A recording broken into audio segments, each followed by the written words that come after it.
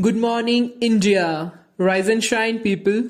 This is your friend Abhishek Pradhan, and I'm here with today's latest news. So, stay tuned. So, for our first news, we have PM Modi meets French President Macron on sidelines of G20 summit.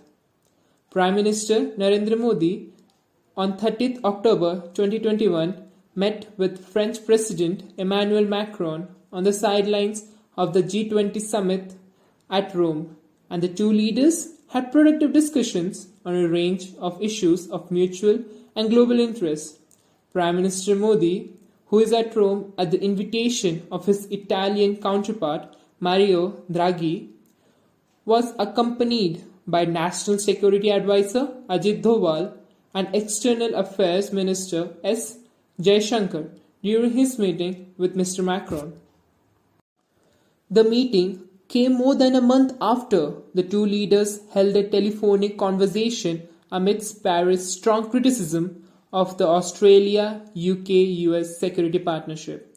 During the telephonic conversation last month, the two leaders had agreed to act jointly in the Indo-Pacific to keep the region stable, rule-based, and free from any hegemony. India and France are cooperating extensively in various sectors. Today's talk will add momentum to the bilateral ties between the two nations, says the Prime Minister's office. Our second news is Mehbooba Mufti writes to PM over action against students after Pak's T20 win. Expressing shock at the punitive action against some Kashmiri students for allegedly celebrating Pakistan's victory over India in a cricket match, PDP President Mehbooba Mufti wrote to the Prime Minister Narendra Modi today and sought her intention so that their future is not destroyed.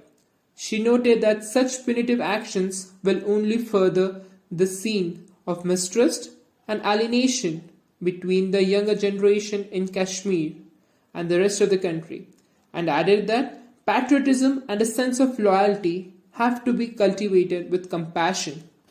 Her letter to the PM came after medical students living in hostels of the Government Medical College Srinagar and the SKIMS Hospital were booked under the stringent Unlawful Activities Prevention Act, and 3 students from Kashmir studying in Agra were arrested for alleged provocative slogans and social media posts celebrating Pakistan's victory over India in the T20 World Cup match played in Dubai on October 24th.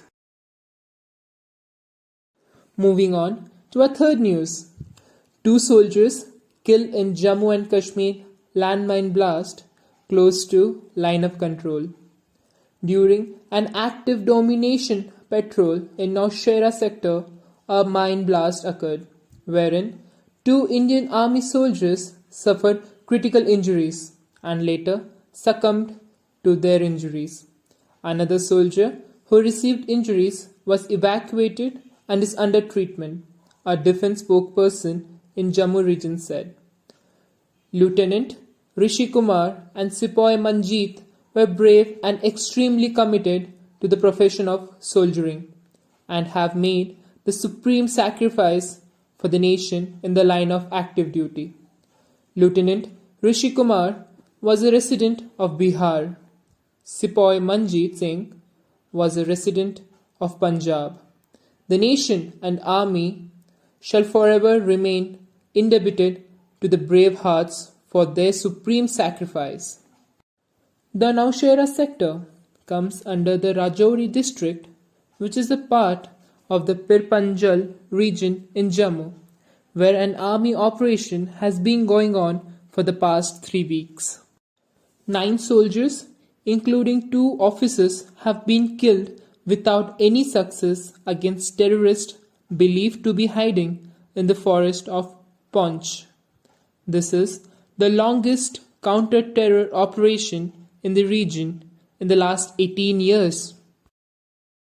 Moving on, at minus 16 degrees, world's highest polling station votes in Himachal bypolls. Tashigang, the world's highest polling station at a height of 15,256 feet, saw a 100% turnout on polling day as votes were polled for the Mandi parliamentary constituency in Himachal Pradesh. Tashigang, a village near an ancient monastery in Himachal Pradesh, is the highest settlement in the Spiti Valley near the India-Tibet border with just 47 registered voters. Enthusiastic voters came to the polling station dressed in the traditional attire, despite temperatures dropping to a chilling minus 16 degrees, officials said. Even the presiding officer and the polling officer were draped in the traditional dress of Spiti. I am from this village. We all should vote. I am very happy that I have played my part in a democracy by voting, said Tashi Chongjom, a first-time voter in Tashigang. The village acquired the distinction of becoming the highest polling station during the 2017 State Assembly election by replacing the erstwhile poll station Hikim at an altitude of 14,400 feet and 160 kilometers away due to technical reasons, according to the officials.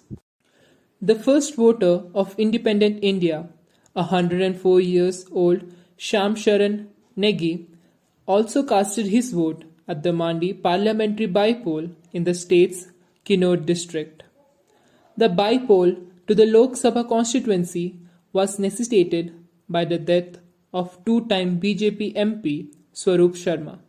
Bypolls were also held in 3 assembly segments of Fatehpur, Arkhi and Jabal Kotkhay in Himachal Pradesh. The counting of votes for the Mandi Lok Sabha seat and 3 assembly seats will be taken up on November 2nd. Moving on to some of the headlines of today. Government extends nationwide containment measures till November 30 in view of localized spread of the virus in few states. DRDO, IAF jointly test indigenously developed long-range bomb LRB from an aerial platform. Indian Navy's frigate named Tulsi launched at Kaliningrad in Russia. South-North blocks to turn museums as part of Central Vista redevelopment plans.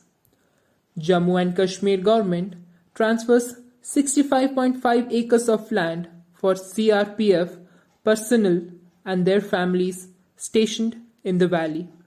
Stricter norms for membership of child welfare committees unveiled by WCD Ministry.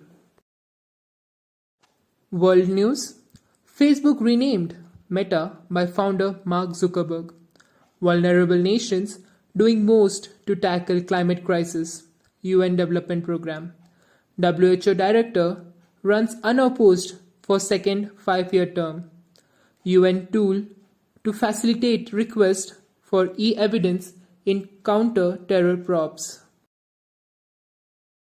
Sports news: tennis player Leander Paes joins Trinamool Congress (TMC) in Goa. Karnataka wins 74th Senior National Aquatic Championship held in Bengaluru.